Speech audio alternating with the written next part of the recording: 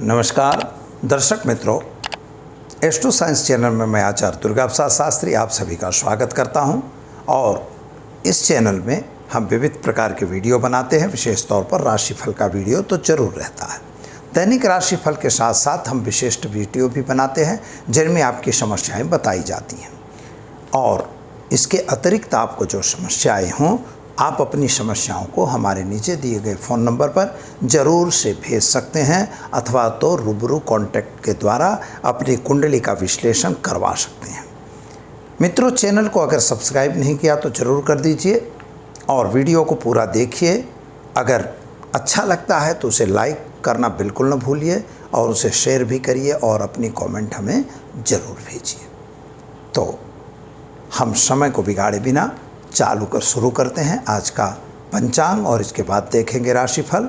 और साथ ही में यहाँ पर हम आपको बताने वाले हैं कि शेयर बाज़ार में अगर हो रहा है नुकसान तो करेंगे क्या उपाय। इसके पहले भी मैंने बताया है लेकिन आज विशेष रूप से यह बताया जाएगा। आज दिनांक 14/6/2021 और दिन है सोमवार। ज्येष्ठ शुक्ल पक्ष की चतुर्थी तिथि है। नक्षत्र पुष्य रहेगा जो 8:36 तक शाम को है। इसके बाद अश्लेषा नक्षत्र की शुरुआत होगी मित्रों।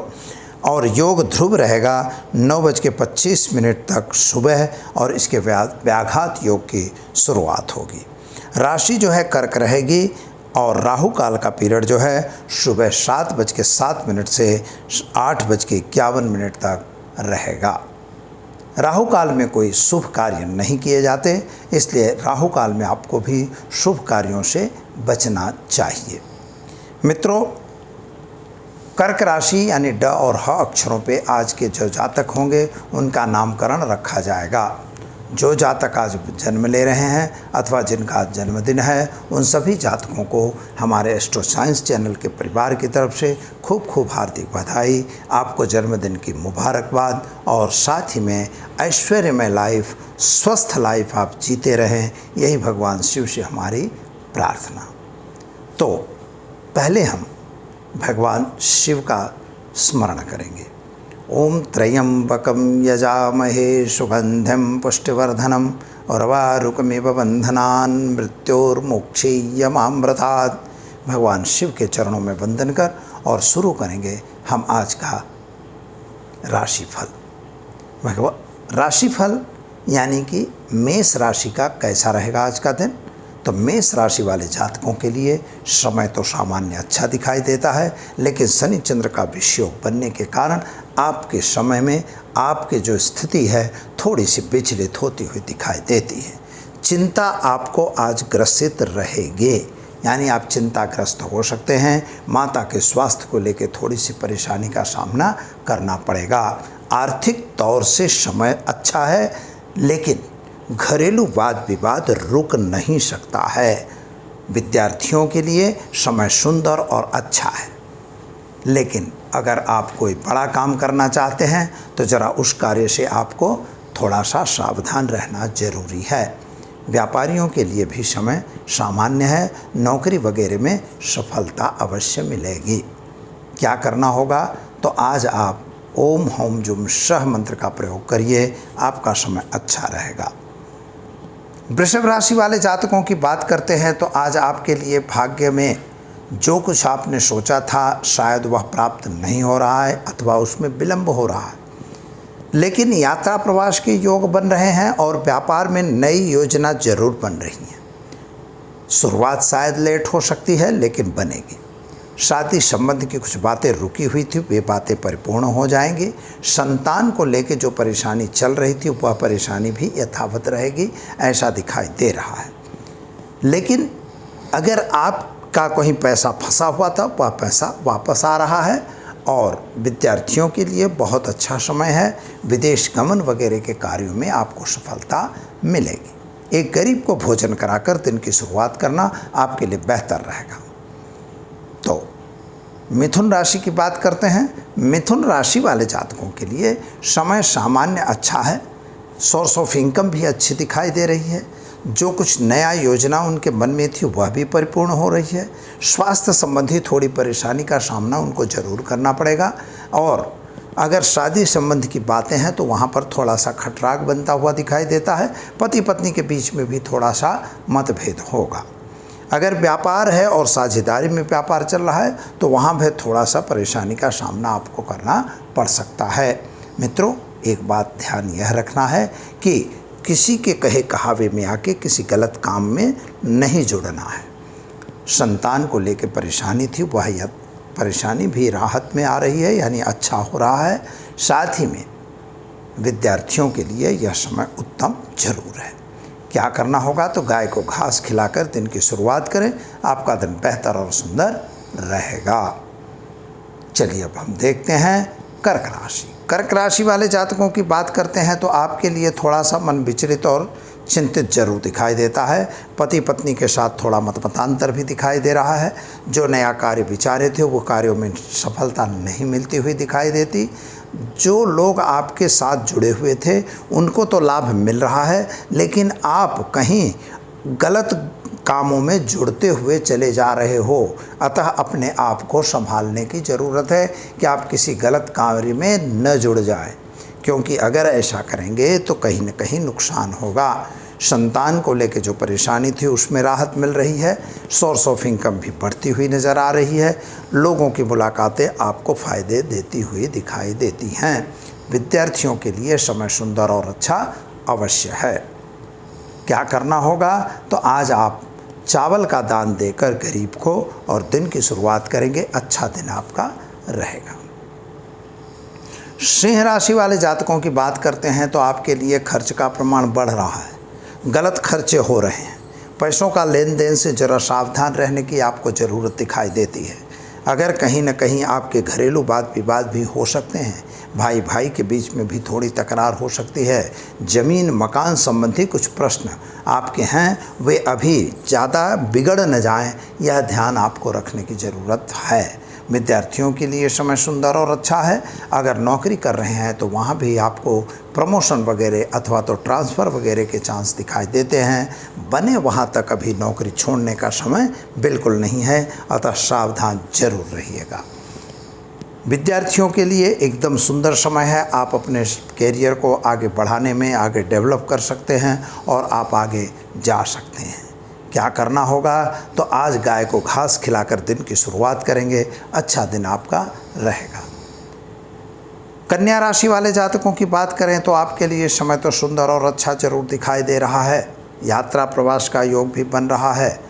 शायद जिनके साथ का व्यवहार कुछ बिगड़ चुका था वे दोबारा आपके पास आ रहे हैं और पुनः उनका संबंध जुड़ रहा है। नए प्रेम संबंध बनने के भी चांस दिखाई दे रहे हैं। लेकिन अभ्यास क्षेत्र में आप आगे जा सकते हैं और उसमें आपकी प्रगति अवश्य दिखाई दे रही है। कुछ गलत आदमी भी आपको मिलते हुए नज़र आ रहे हैं, उनसे ज़रा सावधान रहने की ज़रूरत है। और अगर कहीं विदेश वगैरह का प्लान बनाया है तो उसमें भी आपको सफलता ज़रूर मिलेगी।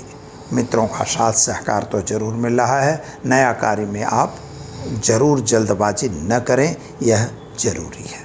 क्या करेंगे तो आज आप एक गरीब को भोजन कराकर दिन की शुरुआत करेंगे, अच्छा दिन आपका रहेगा।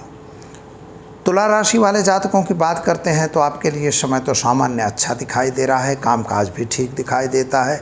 ज़मीन मकान संबंधी प्रश्नों का भी सॉल्यूशन आ रहा है। व्यापारियों के लिए समय सुंदर और उत्तम जरूर है। नौकरी करने वालों को जरा सावधान रहने की ज़रूरत दिखाई दे रही है। पति पत्नी के बीच का थोड़ा सा अंतर बढ़ता हुआ नज़र आ रहा है, लेकिन कुल मिला के साथियों के साथ साझेदारों के साथ थोड़ा मतमतांतर बढ़ न जाए, इसका ध्यान आपको रखना होगा। विद्यार्थियों के लिए समय सुंदर और अच्छा है। माता का स्वास्थ्य भी सुधार पर दिखाई देता है। पिता और माता के बीच का अंतर भी दूर हो रहा है, अच्छा ही समय दिखाई देता है। जो आपका पैसा फंसा हुआ था वह पैसा वापस आता हुआ भी नज़र आ रहा है। क्या करना होगा तो आज आपको शिव मंदिर में जलाभिषेक करवा के दिन की शुरुआत करनी है, आपका दिन बेहतर और सुंदर रहेगा। वृश्चिक राशि वाले जातकों की बात करते हैं तो आपके लिए समय तो सामान्य अच्छा दिखाई देता है। भाग्य भी आपका साथ दे रहा है, लेकिन कहीं न कहीं मन में विचलन मन विचलित जरूर हो रहा है, कुछ टेंशन डिप्रेशन भी बनता हुआ नज़र आ रहा है। किसी लोगों के साथ की मुलाकातों में कुछ इधर उधर की बातें भी हो सकती हैं। मित्रों का साथ सहकार तो आपको मिलता हुआ दिखाई देता है, लेकिन एक बात का ध्यान यह रखना है कि जल्दबाजी से लिया हुआ निर्णय गलत साबित हो सकता है। कोई भी निर्णय गलत न हो, इसके लिए दो परामर्श से लेकर ही काम करने की ज़रूरत है। विद्यार्थियों के लिए समय सुंदर और अच्छा है। विदेश गमन वगैरह में आपको सफलता मिलने के चांस दिखाई दे रहे हैं। यात्रा प्रवास का योग भी है। घरेलू वाद विवाद में भी राहत मिलेगी। नए प्रेम संबंध भी बन सकते हैं। शादी संबंध की बातें भी सफल हो सकती हैं। क्या करेंगे? तो आज आप गाय को गुड़ खिलाकर दिन की शुरुआत करेंगे। आपका दिन बेहतर और सुंदर जाएगा। धनु राशि वाले जातकों की बात करते हैं तो आपके लिए समय सामान्य अच्छा है।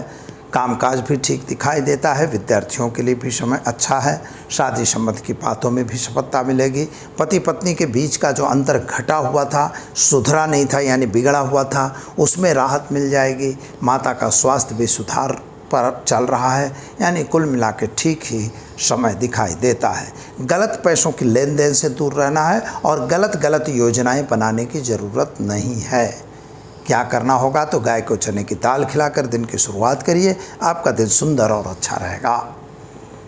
मकर राशि वाले जातकों की बात करते हैं तो आपके लिए समय सुंदर और अच्छा जरूर है। कामकाज भी ठीक दिखाई देता है, लेकिन आर्थिक तौर पर यह समय अच्छा नहीं दिखाई दे रहा है। लेन देन से ज़रा दूर रहने की ज़रूरत है। कामकाज भी जो चल रहे हैं वह बड़े धीरे से चल रहे हैं, यानी उन पर ध्यान देने की ज़रूरत है। बिजनेस व्यापार पर विशेष ध्यान देने की आवश्यकता है। विद्यार्थियों के लिए समय सुंदर और अच्छा जरूर है। पति पत्नी के बीच का अंतर तो दूर हो रहा है। यात्रा प्रवास का योग बन रहा है। विदेश यात्रा गमन का भी कार्यक्रम बनने के चांस दिखाई देते हैं। कोई गलत काम अगर कर रहे हैं तो उससे ज़रा सावधान आपको रहने की ज़रूरत बिल्कुल दिखाई दे रही है, यानी गलत कामों में जुड़ने की आवश्यकता बिल्कुल नहीं है। क्या करेंगे? तो आप आज एक गरीब को भोजन कराकर दिन की शुरुआत करें। आपका दिन बेहतर और सुंदर रहेगा। कुंभ राशि वाले जातकों की बात करते हैं तो आपके लिए समय तो सामान्य अच्छा है। ज़मीन मकान संबंधी कुछ प्रश्नों का सॉल्यूशन आता हुआ दिखाई देता है। माता पिता के बीच का अंतर तो दूर हो चुका है। शादी संबंध की बातें भी परिपूर्ण हो जाएंगी। संतान को लेकर जो परेशानी थी उसमें आपको राहत मिलती हुई नज़र आएगी। नया व्यापार या नया बिजनेस आप करने जा रहे हैं तो ज़रा उससे सावधान जरूर रहिएगा, क्योंकि कहीं गलत और फरेब में न फंस जाएं। पैसों का इन्वेस्टमेंट करने से ज़रा विचार करके करिए, यह खूब ज़रूरी है। विद्यार्थियों के लिए समय सुंदर और अच्छा जा रहा है। शादी संबंध की बातों में भी आपको सफलता मिल जाएगी। क्या करना होगा? तो आज आप एक गरीब को भोजन कराकर दिन की शुरुआत करेंगे। आपका दिन बेहतर रहेगा।